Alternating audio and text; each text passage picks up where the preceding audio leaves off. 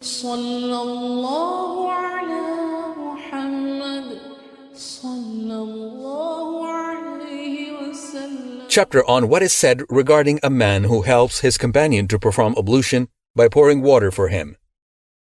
Narrated Osama bin Zayd, may Allah be pleased with them. When Allah's Messenger, peace be upon him, departed from Arafat, he turned towards a mountain path where he answered the call of nature. After he had finished, I poured water and he performed ablution, and then I said to him, O Allah's Messenger, will you offer salah, prayer? He replied, the musalla, place of the prayer, is ahead of you in Al-Muzdalifah.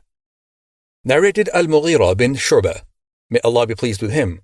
I was in the company of Allah's Messenger, peace be upon him, on one of the journeys, and he went out to answer the call of nature.